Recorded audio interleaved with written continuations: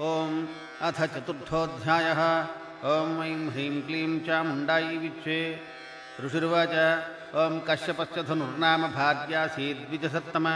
ओम तस्याः पुत्रत्रयं जज्ञे सहस्राक्षबलाधिकम्। ओम ज्येष्ठशुम्भ इति ख्यातो निशुम्भश्चापरोऽसुरः। तृतीयो नमतिर्नाम महाबलपराक्रमः। ओम तत्र शुम्भनिशुम्भौ तु पराजेतुं दिवौकसः। अप्राप्तयौवनावेव चेरतुस्तप उत्तमम्। ओम वर्षाणामयुतं दिव्यं देवविश्वापनं महत्। निराहारो यत आत्मारो पुष्करे लोकपावने। ओम ततः प्रसन्नो भगवान् ब्रह्मा लोकपितामहः। मनोभिलषितान् कामांस्तयोः प्रादाधनुत्तमान्। ओम अवध्यत्वं सुरैः सिद्धैः गन्धर्वैः किन्नरैः नरैः। आवयोस्तु वधः कैश्चित् पुंभिर्न भवतु प्रभो। ओम इति चाभ्यर्थितो ब्रह्मा ताभ्यां प्राह तथास्त्वितिः। ओम एवं लब्ध्वा वरः स्रष्टुः पीडयामास तु सुरान्। ओम ततः शुम्भनिशुम्भाभ्यां सुराभ्यां शचीपतेः अभूद्युद्धं महाघोरं महिषस्य यथा पुरा। निर्जित्य सकलान् देवान् पदं प्राप्य दिवौकसां।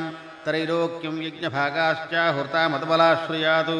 ओम तावेव सूर्यतां तद्वदधिकारन् तथैन्दवं। कौबेरमथयां च चक्राते वरुणस्य च। ओम तावेव पवनर्धिं च चक्रतुर्वह्निकर्म च। ततो देवा विनिर्धूता भ्रष्टराज्याः पराजिताः। ओम तेषु तेष्वधिकारेषु लोकेषु च महीपते।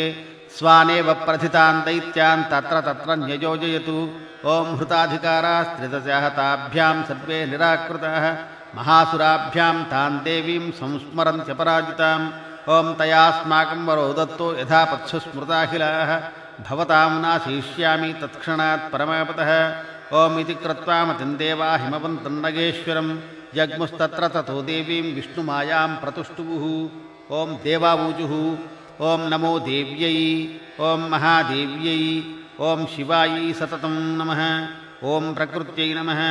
ओम भद्रायै नियताः प्रणताः स्मताम्। ओम रौद्रायै। ओम नमो नित्यायै नमः। ओम गौर्यै। ओम धात्र्यै नमो। ओम ज्योत्स्नायै। ओम इन्दुरूपिण्यै नमः। ओम सुखायै सततं नमः। ओम कल्याण्यै प्रणताः। ओम वृद्ध्यै। ओम सिद्ध्यै। ओम कूर्म्यै नमो नमः। ओम नैरृत्यै। ओम भूभृतां लक्ष्म्यै। ओम शर्वाण्यै ते नमो नमः। ओम दुर्गायै। ओम दुर्गपारायै। ओम सारायै। ओम सर्वकारिण्यै। ओम ख्यात्यै। ओम तथैव कृष्णायै नमः। ओम धूम्रायै सततं नमः। ओम अतिसौम्यातिरौद्रायै नतास्तस्यै नमो नमः। ओम नमो जगत्प्रतिष्ठायै। ओम देव्यै नमः। ओम कृत्यै नमो नमः। ओम या देवी सर्वभूतेषु विष्णुमायेति शब्दिता। नमस्तस्यै नमस्तस्यै नमस्तस्यै नमो नमः। ओम या देवी सर्वभूतेषु चेतनेत्यभिधीयते। नमस्तस्यै नमस्तस्यै नमस्तस्यै नमो नमः। ओम या देवी सर्वभूतेषु बुद्धिरूपेण संस्थिता। नमस्तस्यै नमस्तस्यै नमस्तस्यै नमो नमः। ओम या देवी सर्वभूतेषु निद्रारूपेण संस्थिता। नमस्तस्यै नमस्तस्यै नमस्तस्यै नमो नमः। ओम या देवी सर्वभूतेषु क्षुधारूपेण संस्थिता। नमस्तस्यै नमस्तस्यै नमस्तस्यै नमो नमः। ओम या देवी सर्वभूतेषु छायारूपेण संस्थिता। नमस्तस्यै नमस्तस्यै नमस्तस्यै नमो नमः। ओम या देवी सर्वभूतेषु शक्तिरूपेण संस्थिता। नमस्तस्यै नमस्तस्यै नमस्तस्यै नमो नमः।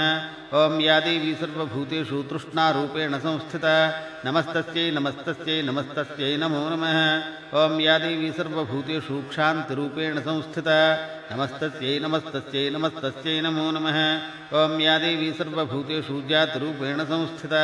नमस्तस्यै नमस्तस्यै नमस्तस्यै नमो नमः। ओम या देवी सर्वभूतेषु लज्जारूपेण संस्थिता। नमस्तस्यै नमस्तस्यै नमस्तस्यै नमो नमः। ओम या देवी सर्वभूतेषु उद्दान्तिरूपेण संस्थिता। नमस्तस्यै नमस्तस्यै नमस्तस्यै नमो नमः। ओम या देवी सर्वभूतेषु शान्तिरूपेण संस्थिता।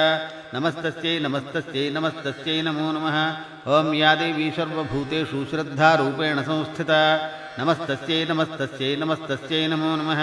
ॐ या देवी सर्वभूतेषु कान्तिरूपेण संस्थिता नमस्तस्यै नमस्तस्यै नमस्तस्यै नमो नमः। ॐ या देवी सर्वभूतेषु लक्ष्मीरूपेण संस्थिता नमस्तस्यै नमस्तस्यै नमस्तस्यै नमो नमः। ॐ या देवी सर्वभूतेषु धृतरूपेण संस्थिता नमस्तस्यै नमस्तस्यै नमस्तस्यै नमो नमः। ॐ या देवी सर्वभूतेषु वृत्तरूपेण संस्थिता नमस्तस्यै नमस्तस्यै नमस्तस्यै नमो नमः।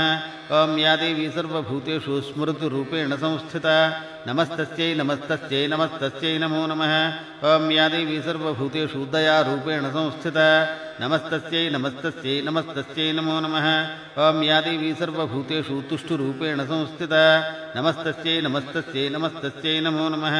ॐ या देवी सर्वभूतेषु मातृरूपेण संस्थिता नमस्तस्यै नमस्तस्यै नमस्तस्यै नमो नमः।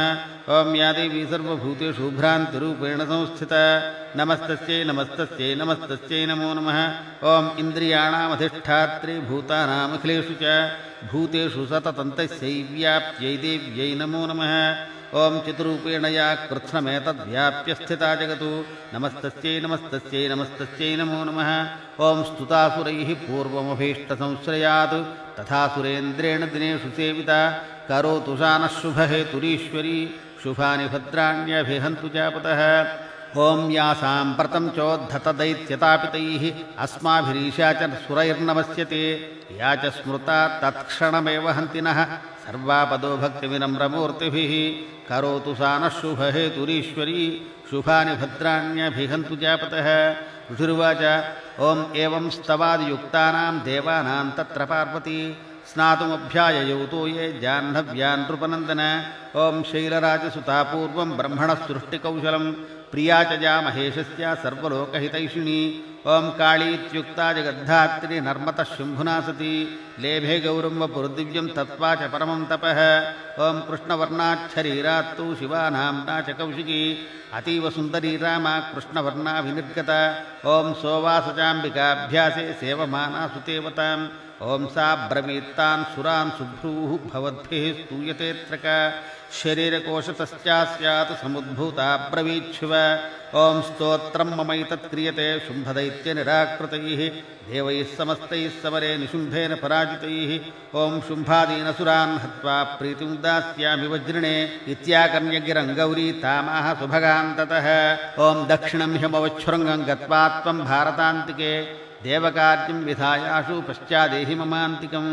ऋषिरुवाच ॐ आज्ञाप्य कौशिकीमेवम् अमराणां हिताय वै नियुज्य तत्र तां देवीं गौरी स्नातुं जगामः। ॐ अथ स्नात्वा ययौ देवी शुक्लवासास्त्वमालयम्। ॐ शरीरकोशाद्यत्तस्याः पार्वत्या निःसृताम्बिका कौशिकीति समस्तेषु ततो लोकेषु गीयते।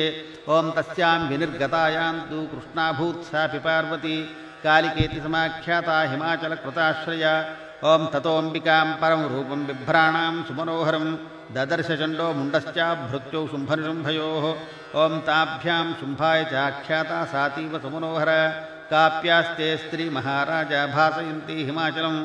ॐ नैव तादृक्वचिद्रूपं दृष्टं केनचिदुत्तमं ज्ञायतां काप्यसौ देवी गृह्यतां च सुरेश्वर। ॐ स्त्रीरत्नमति चाद्भङ्गी द्योतयन्ती दिशस्त्विषा सा तु तिष्ठति दैत्येन्द्रा तां भवान् द्रष्टुमर्हति। ॐ यानि रत्नानि मणयो गजाश्वादीनि वै प्रभो त्रैलोक्ये तु समस्तानि साम्प्रतं भान्ति ते गृहे। ॐ ऐरावतः समानीतो गजरत्नं पुरन्दरात् पारिजाततरुश्चायं तथैवोच्चैश्रवाहयः। ॐ भीमानं हंससंयुक्तमेतत्तिष्ठति तेऽङ्गणे रत्नभूतमिहानीतं यदासीद्वेधसोद्भुतम्। ॐ निधिरेष महापद्मः समानीतो धनेश्वरात्। ॐ किञ्जल्किनीं ददौ चाब्धिर्मालामम्लानपङ्कजाम्। ॐ छत्रं देवारुणङ्गेः काञ्चनस्रापि तिष्ठति। ॐ तथायं स्यन्दनवरो यः पुरासीत् प्रजापतेः। ॐ मृत्योरुत्क्रान्तिदानामशक्तिरीशत्वया हृता। ॐ पाशः सलिलराजस्य भ्रातुस्तव परिग्रहे। ॐ निशुम्भश्चाब्धिजाताश्च समस्ता रत्नजातयः। ॐ बन्धिरपि ददौ तुभ्यमग्निशौचे च वाससि। ॐ एवं दैत्येन्द्ररत्नानि समस्तान्याहृतानि ते स्त्रीरत्नमेषा कल्याणी त्वया कस्मान्न गृह्यते। ऋषिर्वाच ॐ निशम्येति वचः शुम्भः स तदा प्रेषयामास सुग्रीवं दूतं देव्या महासुरं। शुम्भ उवाच ओम इति चेति च वक्तव्या सागत्वा वचनां मम यथा चाभ्येति सम्प्रीत्या तथा कार्यं त्वया लघु ऋषुर्वाच ओम निशम्य दूतो राजोक्तं सुग्रीवो नयकोविदः तथेत्योक्त्वा प्रययौ स्वल्पसैन्यसमन्वितः ओम स तत्र गत्वा यत्रास्ते शैलोद्देशे शोभने सा देवी तां ततः प्राहासिलक्ष्णं मधुरया गिरा ओम देवी दैत्येश्वरः शुम्भस्त्रैलोक्ये परमेश्वरः दूतोऽहं प्रेषितस्तेन त्वत्सकाशमिहागतः ओम अव्याहताज्ञः सर्वासु यः सदा देवयोनिषु निर्जिताखिलदैत्यारिः स यदाह शृणुष्व तत् ओम मम त्रैलोक्यमखिलं मम देवावशानुगाः यज्ञभागानहं सर्वानुपाश्नामि पृथक् पृथक् ओम त्रैलोक्ये वररत्नानि मम वश्यान्यशेषतः तथैव गजरत्नं च हृतं देवेन्द्रवाहनम् ओम क्षीरोदमथनोद्भूतम् अश्वरत्नं ममामरैः उच्चैः श्रवससमुज्ञं तु प्रणिपत्य समर्पितम् ओम यानि चान्यानि देवेषु गन्धर्वेषु रगेषु च रत्नभूतानि भूतानि तानि मय्येव शोभने ओम स्त्रीरत्नभूतान् त्वां देवी लोके मन्यामहे वयम् सात्वमस्मानुपागच्छ यतो रत्नभुजो वयम् ओम मां वा ममानुजं वापि निशुम्भमुरुविक्रमं भजत्पञ्चञ्चलापाङ्गी रत्नभूता शिवय्यतः ओम परमैश्वर्यमतुलं प्राप्स्यसे मत्परिग्रहात् एतद्बुद्ध्या समालोच्य मत्परिग्रहतां व्रज ऋषुर्वाच ओम इत्युक्त्वा सा तदादेवी गम्भीरान्तः स्मिता जगौ दुर्गा भगवती भद्रा ययेदं धार्यते जगतु ओम सत्यमुक्तं त्वया नात्र मिथ्या किञ्चित् त्वयोदितं त्रैलोक्याधिपतिः शुम्भो निशुम्भश्चापि तादृशः ओम किं त्वत्र यत् प्रतिज्ञातं मिथ्या तत्क्रियते कथं श्रूयतामल्पबुद्धित्वात् प्रतिज्ञाया कृता पुरा ओम यो मां जयति संग्रामे यो मे दर्पं व्यपोहति यो मे प्रतिबलो लोके समे भर्ता भविष्यति ओम तदा गच्छतु शुम्भोऽत्र निशुम्भो वा महासुरः